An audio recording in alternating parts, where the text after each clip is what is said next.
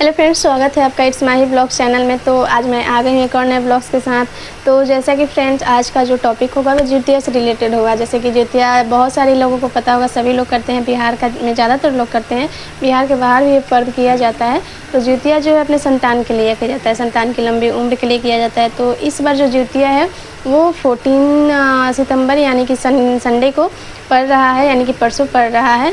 तो जो ये और नहाय खाए जो है वो 13 तारीख को पड़ रहा है, यानी कि शनिवार को। तो बहुत सारी जो लेडीज़ होती हैं उन्हें पता नहीं होता है कि जितिया में मतलब क्या होता है। जो नए नई माँ बनी होती हैं या फिर जिनका जितिया पहला होता है उन्हें पता नहीं होता कि मतलब जितिया का क्या नियम है। तो जितिया जो है, देखिए, जितिया करना बड़ी बात नहीं है, इसका जो नियम होता है वो सबसे ज़्यादा मायने रखता है। तो इसकी मतलब एक भी कमी होना नहीं चाहिए, बहुत सावधानी का ये त्यौहार है। तो जैसे कि बहुत सारी जो भी नई माएँ बनी होंगी तो उनको किसी के घर में सास नहीं होती है, किसी को कोई बताने वाला नहीं होता है, तो वो क्या करती हैं कि यूट्यूब पे आके सर्च करती हैं। मैंने भी किया था बहुत समय पहले, लेकिन अभी मेरी एक लड़की है जो 5 साल की है और मुझे 5 साल का एक्सपीरियंस है। तो मैंने सोचा कि चलो आज मैं अपना एक्सपीरियंस आप लोगों के साथ शेयर करती हूँ, जिससे बहुत सारी महिलाओं को जितिया में हेल्प मिलेगा।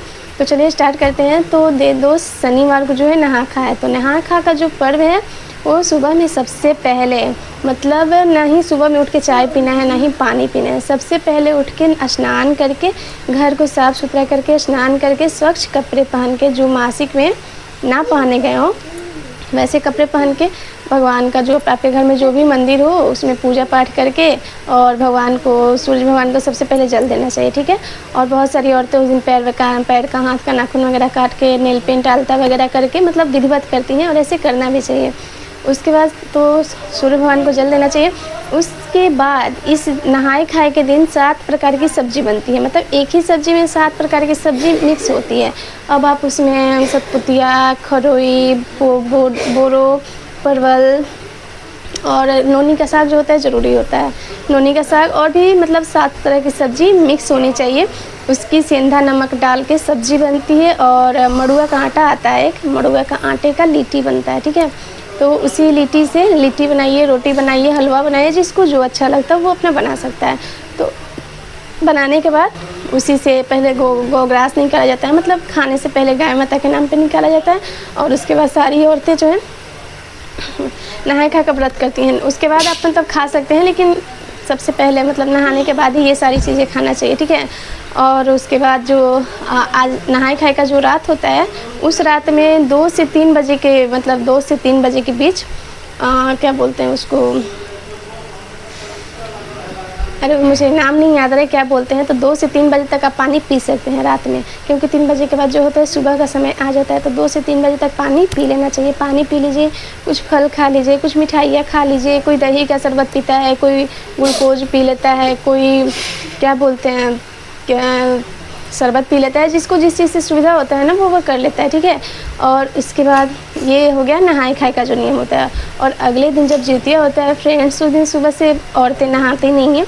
शाम में जब पूजा होता है तो औरतें मतलब क्या बोलते हैं नहा के उस दिन दातुन नहीं किया जाता है। सबसे बड़ा चीज़ है कि जितिया के दिन आपको मुंह में कुछ डालना नहीं है। अगर आपको ब्रश भी करना है तो ऐसे मुंह में पानी डाल के कुला करके ऐसे उंगली से हमें ब्रश कर लेता है, लेकिन ना ही दातुन किया जाता है, ना ही ब्रश किया जाता है, ठीक है। और उसके बाद जो भी अपना अर्घ, जैसे जितिया सोने का जो जितिया होता है उससे जो भी होता है उसको अर्घ दे के सूर्य भगवान को अर्घ दिया जाता है। सूर्य डूबने से पहले अर्घ दिलाता है। उसके बाद ये हो गया जितिया के दिन का नियम, ठीक है। और सबसे जितिया में जो सबसे ज़्यादा ज़रूरी चीज़ होता है वो होता है जितिया का पारण। इसमें समय होता है कि इसी समय पे पारण करना है, और इसी समय पे मतलब टाइमिंग उसका होता है अलग। तो फ्रेंड्स, जितिया का जो पारण होता है उसका विशेष महत्व होता है। इसमें एक टाइमिंग होता है, टाइमिंग से पहले हमें पारण नहीं करना चाहिए।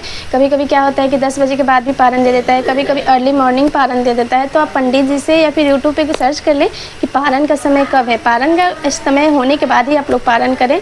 और इस दिन जो पारण के दिन जो होता है बरियार का एक दतवन आता है, और औरतें और भी दातुन से कर लेती हैं, लेकिन जो नियम है वो बरियार के दतवन से ब्रश करना चाहिए, ठीक है। ब्रश से नहीं करना चाहिए और कोई दातुन से नहीं करना चाहिए। बरियार का दतवन अलग से आता है, तो उस बरियार के दतवन से मुँह धो के उस दिन पारण होता है। तो हर किसी के घर अपना पारण का नियम अलग अलग होता है। किसी के यहाँ पे कुछ नियम होता है, किसी के यहाँ पे कुछ नियम होता है। तो वो आपके घर के ऊपर डिपेंड करेगा कि आपके घर का नियम क्या है, ठीक है, पालन का नियम आपके घर का क्या है। तो आप अपने घर के बड़े बुजुर्गों से पता कर लें कि आपके यहाँ पे पालन कैसे होता है, और इस प्रकार से जो है वो जिउतिया का पर्व संपन्न होता है। और ये जो जिउतिया का पर्व है इसमें किसी भी तरह की कोई गलती नहीं होनी चाहिए। हाँ, अगर अनजाने होता है तो अलग बात है, लेकिन खुद से हमें कोई गलती नहीं करना चाहिए, क्योंकि ये हमारे बच्चों का सवाल होता है, हमारे बच्चों के मतलब ज़िंदगी मतलब उम्र का सवाल होता है। लंबी उम्र के लिए हम लोग सारी माएँ जिउतिया का व्रत करती हैं, और ये बहुत ही कठिन व्रत होता है। बहुत सारी औरतें जो होती हैं सोना का जिउतिया पहनती हैं, बहुत सारी चांदी का जिउतिया पहनती हैं, बहुत सारी सिर्फ धागा का पहनती हैं। तो अपना अपना घर का प्रथा है, जैसा है वैसा आप भी कीजिए। तो इस तरह से मतलब मुझे जितनी समझदारी थी, मुझे जितना भी समझ था, मैंने इस वीडियो में आप लोगों को बताने की कोशिश की है। तो अगर आपको हमारा वीडियो अच्छा लगा हो तो लाइक करें, शेयर करें, सब्सक्राइब करें और हमारे चैनल को सपोर्ट करें प्लीज़। और अगर आपको इस मतलब किसी भी पर्व त्योहार से रिलेटेड कोई भी जानकारी चाहिए तो हमें कमेंट करके बताएं कि आपको किस पर्व के बारे में जानकारी चाहिए, ठीक है। तो ठीक है फ्रेंड्स, मिलते हैं नेक्स्ट ब्लॉग में। तब तक के लिए बाय बाय, राधे राधे, जय श्री महाकाल, ठीक है।